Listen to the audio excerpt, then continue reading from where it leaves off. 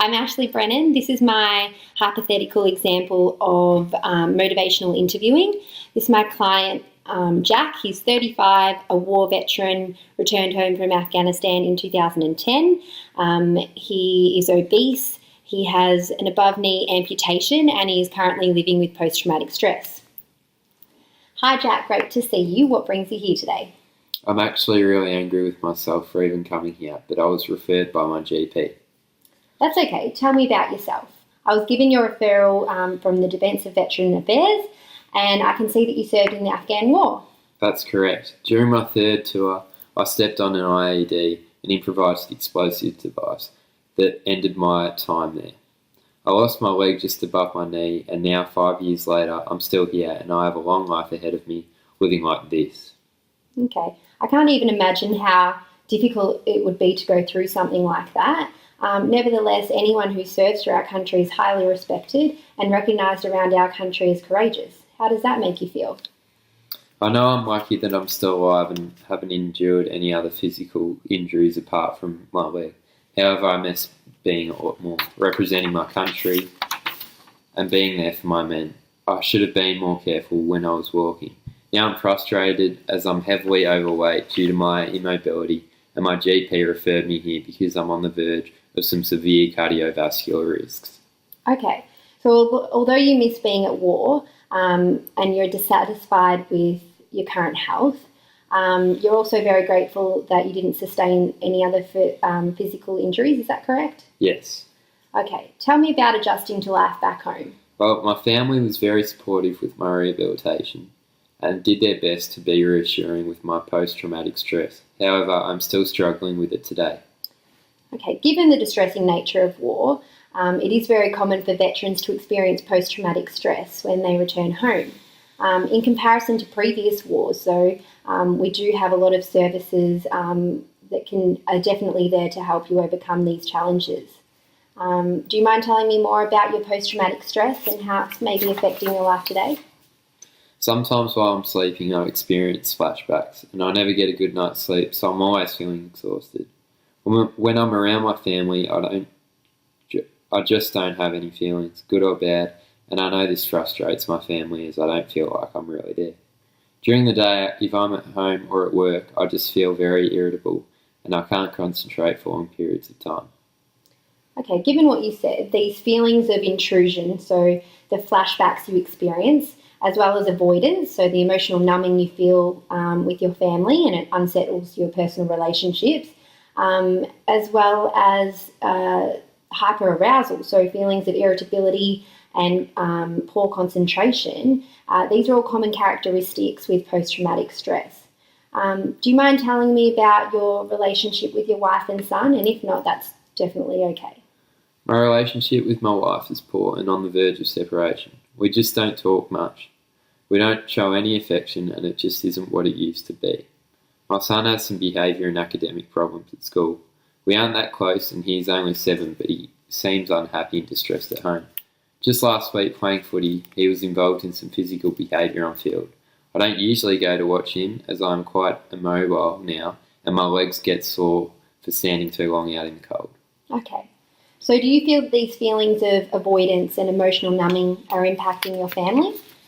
Definitely. Okay, so given what you said, it's possible that family members can experience what's called secondary traumatisation that can contribute to problems with communication and marital intimacy. This can then lead to family dysfunction and decreased satisfaction about your marriage. Furthermore, your behaviour can have a strong influence on your son's problematic academic behaviour and aggressive nature on the football field. So how can we improve this? First, it's really important to remember that for you to look after others, it's important to take care of yourself first. Does that sound okay? Yeah. Okay.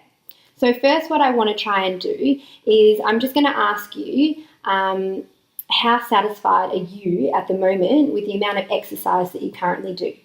Currently, I don't exercise and it isn't a priority. I used to run a lot at training and I have an arm cranking machine at home. I've thought about trying to exercise again, but as I said before, I'm always tired after work and my leg still causes me a lot of pain when I walk for long periods of time on my prosthetic. Okay, good. So you've thought about exercising, but pain, energy levels, and time are factors preventing you from doing so. Is that right? Yes. Okay. Tell me about some of the things that you like about exercising. I used to like how it used to make me feel, endorphins pumping through my body. I felt fit and healthy, and I liked having time and doing everything for myself. Okay. And what are some of the things that you dislike about exercising? I can't physically do the activities I used to be able to do, and that frustrates me a lot. I'm in so much pain just sitting here, let alone attempting to go for a walk. It just reminds me of what I can't do anymore. Okay. On this sheet of paper right here, can you circle a number between 0 and 10 for how important it is for you to exercise, with 10 being the most important?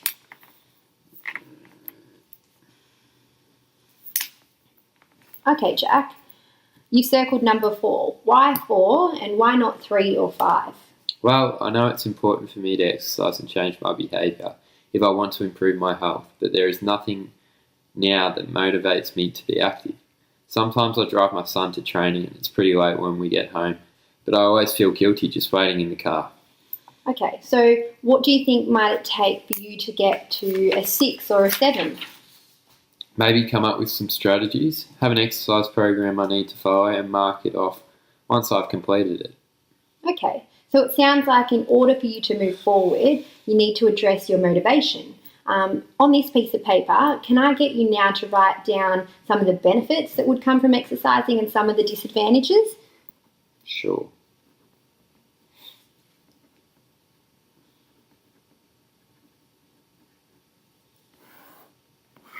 There you go.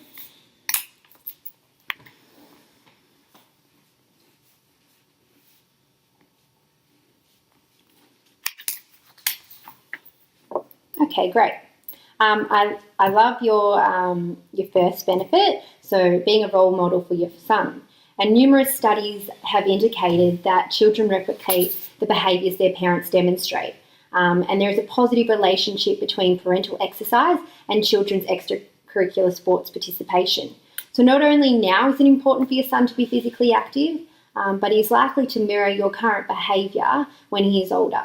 Okay, so wanting to be a good role model for your son is a great place to start. Also, when children identify that their parents appreciate and value the importance of sport, they tend to embrace these beliefs as well. You play a significant role in motivating your son to be active and your influence towards his behaviour. Therefore, being at his footy games may inspire him to improve his behaviour as he sees that you value being active. Okay, so in terms of improving your overall health and cardiovascular risk, how many hours would you say you sleep each night? I go to bed about 11 p.m, sometimes later as I'm just not that tired, and then I usually wake up at about 4 a.m. I can't really sleep much after that. I just have lots going through my mind. Okay, so we want to aim for about 7 to 9 hours sleep every night. And in order to get a good night's sleep, engaging in some low to moderate exercise each day should assist you in sleeping better at night. Having insufficient sleep prompts the release of stress hormones that increase your risk of cardiovascular disease and prompts weight gain. This can be due to a decrease in the hormone leptin, resulting in increased appetite and caloric consumption. Okay, so in terms of exercise, how did you go with your rehabilitation program and what did you find worked for you or didn't work for you in your training? I completed my rehabilitation program and I didn't mind doing it because I was at a hospital where other war veterans were. It was quiet and there weren't many people around. I also had an arm crank machine at home that I used to love working on before my injury. I tried to join a gym once I finished my rehabilitation, but everyone would look at my leg. It was really noisy with loud music and people using machines, and it would just set me off, and I would have all these terrible feelings and thoughts. I would feel so anxious that sometimes I would sit in my car and try to calm myself down. Now I'm so frustrated with my weight gain. However, I feel like there isn't much that can be done. Okay, so I can see you've attempted to exercise once your rehabilitation was finished. However, that didn't work in a regular gym. So it sounds like a home exercise program in combination with coming to visit me in this private clinic might be an option then? Yes, I think that could work. Okay, great. So now on this piece of paper, I'd just like you to write down some of your goals that you have for maybe the next few months to the next year. Sure.